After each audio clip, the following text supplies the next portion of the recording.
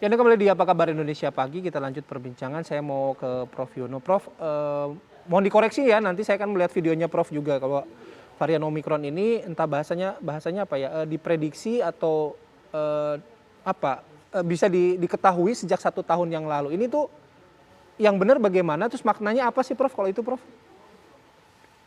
Maknanya begini, bahwasanya virus itu memiliki kemampuan untuk senantiasa bermutasi. Kemudian apalagi virus RNA adalah virus yang paling gampang bermutasi. Bahasa mudahnya berubah wajah. Dan ini khusus untuk SARS-CoV-2 penyebab COVID termasuk adalah varian Omikron. Itu setiap satu titik mutasi itu bisa terjadi secepat-cepatnya 2 pekan. Jadi kalau sekarang di Omikron ada sekitar 30-an, 35 mutasi, itu artinya udah 70 pekan yang lalu mereka sudah mulai bisa dideteksi. Tapi masalahnya adalah pada saat kita sekarang seluruh dunia menghadapi gelombang COVID ini, mana yang sedang menjadi tren atau menjadi problem at the moment, at the present. Waktu itu misalnya problemnya adalah beta. Maka orang fokus ke beta. Padahal saat itu paralel ada mutasi pada kelompok yang lainnya. Begitu. Jadi maknanya seperti itu. Ya, artinya ke depan kita nggak perlu mencemaskan ini adalah sesuatu yang sudah law of nature. Sudah sunatullah, sudah biasalah kira-kira seperti itu. Tinggal bagaimana kita menghadapi dari virus ini berdasarkan karakteristiknya tadi. Sudah saya sebutkan tadi di awal macam apa karakteristiknya itu. Oke, nah awam nih kalau bagi saya, terus saudara-saudara kita di luar yang awam gitu ya, perlu nggak sampai mengkhawatirkan bahwa varian Omikron kemudian mungkin di suatu saat yang akan datang ada varian lain lagi, sampai mengetahui detail bahwa saya ini terkena varian-varian tertentu itu ya perlu sampai sekhawatir itu nggak Prof? Enggak. Jadi intinya adalah kalau di bidang kedokteran atau dokter itu sebenarnya menggantungkan atau menyandarkan segala sesuatu pada evidence. Evidence-nya adalah sign and symptom, yaitu tanda dan gejala. Jadi karena itu yang terpenting apa sih tanda gejalanya?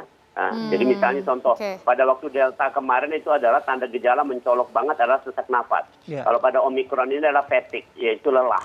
Lelah banget rasanya seperti itu. Nah ini tanda gejala ini yang lebih fokus. Kenapa? Kalau masyarakat juga mau cawe-cawe misalnya mikirkan varian segala macam nanti nggak selesai kira-kira. Sehingga fokusnya pada gejala yang bisa menentukan penanganannya seperti apa gitu ya Prof. Tidak penting untuk tahu variannya apa gitu. Itu Prof Yono aja ya. Iya. Oke. Baik, Mas Heri, inikah juga yang menjadi fokus dari Satgas, dari pemerintah juga melakukan tracing, melakukan testing juga lebih masif lagi karena sekarang yang dihadapi variannya tadi disampaikan oleh Prof Yono bisa menginfeksi lebih cepat pada orang-orang? Iya, benar. Saya setuju dengan Prof Yono bahwa memang kita fokusnya tadi pada evidence sama gejalanya ya, simptomnya, dan kemudian dari situ kita tahu apa yang harus kita lakukan. Sebenarnya dalam beberapa meeting maupun ratas terbatas kabinet, ini yang kemudian juga kita sampaikan. Jangan sampai kita terlalu fokus pada varian ini, tetapi kemudian lupa bahwa kita punya pekerjaan besar untuk menghentikan transmisi itu, memutus mata rantai penularannya. Jadi tadi benar yang disampaikan, sekarang memang pemerintah berusaha untuk melakukan apa-apa saja yang diperlukan di sisi hilir karena memang penularannya juga cukup tinggi, antara lain juga melakukan intervensi sosial melalui penaikan PPKM ke level 3, di mana di situ pembatasan kegiatan masyarakatnya dilakukan secara ketat. Kemudian yang kedua yang tidak kalah penting adalah bagaimana menyelesaikan persoalan hulu, di mana masyarakat bisa secara bersama-sama mencegah penularan ini dengan mengurangi mobilitasnya dan kemudian berperilaku hidup sehat, kira-kira kayak gitu.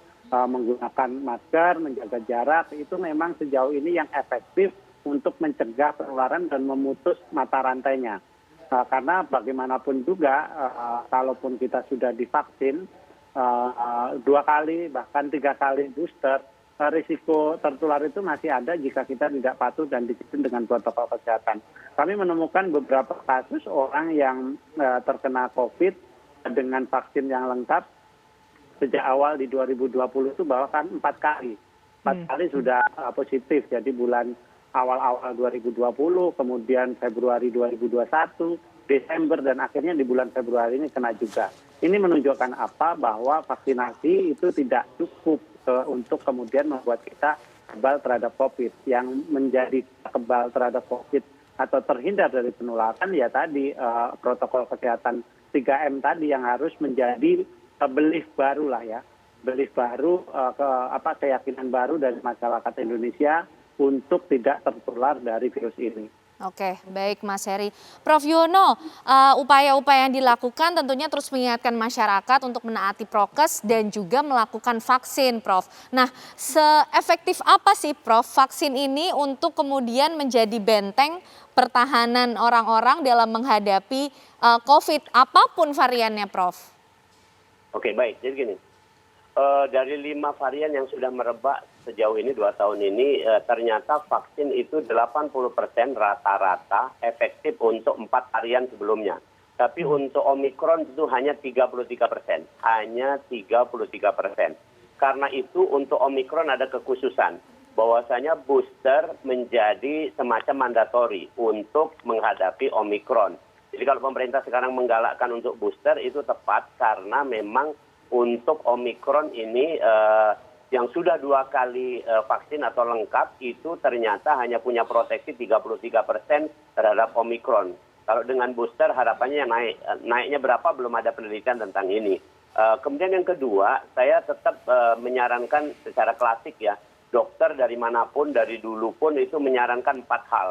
Ini mudah kita lakukan. Ini selain tadi disampaikan Mas Heri betul tentang prokes, tentang PHBS, tapi 4 hal ini yang kita bisa lakukan semua. Yang nomor 1 adalah biasakan rutin tidur 6 jam. Kemudian yang kedua, enakkan makan. Jangan dibalik, bukan makan enak, tapi enakkan makan. Setiap kita makan enak ya. Nah, kemudian yang ketiga adalah beraktivitas. Karena tubuh kita ini senantiasa dinamis. Otak kita ini senantiasa bergerak. Jadi kita harus gerak. Yang keempat adalah ini yang paling penting, positive thinking. Maka misalnya video saya atau apapun itu, saya hanya ingin satu hal, bahwa masyarakat tenang, pemerintah juga tenang dalam arti kata untuk menyusun plan rencana untuk memitigasi, untuk melakukan apapun upaya untuk melindungi rakyat. Jadi kalau tenang, positive thinking, keren deh kita ini semua. Kira-kira begitu. Itu 4 hal ya, selain tadi vaksinasi. Itu bisa dilakukan semua masyarakat kayaknya. Oke, itu tadi ada 4 hal yang disampaikan oleh Prof Yono ya. Enakin makan. Jangan makan enak. Tahu-tahu obesitas nanti ya Prof ya habis COVID. Oke, Mas Her, saya mau ke Mas Her lagi. Tapi begini kan narasi-narasi yang awam dengar kan ketika, termasuk tadi mungkin Prof Yono juga bahwa secara evidence memang Omikron ini kan lebih ringan begitu ya. Apakah Satgas mendeteksi akhirnya ketika ada narasi-narasi seperti ini justru masyarakat jadinya cuek gitu sama prokes-prokesnya, tetap jalan-jalan, ya masker kadang dipakai kadang enggak gitu. Karena ya udah mungkin masyarakat lihat ya gejalanya ringan lah gitu. Ya, jadi sejak 2 minggu lalu kami juga sebenarnya menyadari ini kalau kita teruskan gitu ya, bahwa narasi Omikron ini impact-nya rendah kayak gitu, masyarakat jadi abai.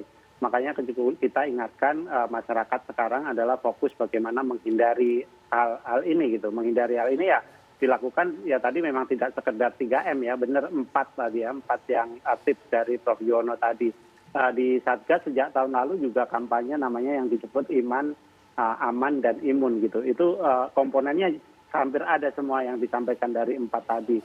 Kita juga perlu positive thinking gitu ya ketika kita menaikkan iman kita, kemudian menaikkan imun kita dengan berolahraga, tidur cukup, makanan yang enak gitu, mengenakan makan maksudnya. Kemudian ya tentu saja dengan aman. Kalau aman ya tadi, aman tadi ya kita udah tahu cara hidup sehatnya seperti apa, dan rasanya dengan cara hidup sehat kita 2 tahun terakhir ini kita mendapatkan manfaatnya banyak ya Prof ya. Tidak hanya kita terhindar dari COVID-19, tapi jarang sekali kita ini kena flu gitu kan. Dulu itu 3 bulan sekali gitu karena kita nggak pakai masker ya, cuci tangan ya ala kadarnya, ketemu orang juga begitu intens, itu dikit-dikit kena flu dan ya, kita abaikan. Nah sekarang itu hampir tidak terjadi kayak gitu. Dan bonus besarnya adalah kita terhindar dari infeksi COVID-19. Oke, Oke, baik. jadi Tadi ada 4 hal ya, enakin makan. Kalau saya pasti makan enak. Cari makan enak, saya nanti ke Palembang ketemu Prof. Yono. Karena di Palembang makan positive enak-enak. thinking ya, bukan overthinking ya. Oke. Oke, Prof. Yono, terima Terima kasih. kasih ya. Prof Mas Heri juga Yono, terima Mas Heri kasih. terima kasih untuk pesan-pesannya Terima pagi hari kasih ini. semuanya. Iya. Oke. Iya, terima Salam sehat kasih. semuanya. Salam sehat.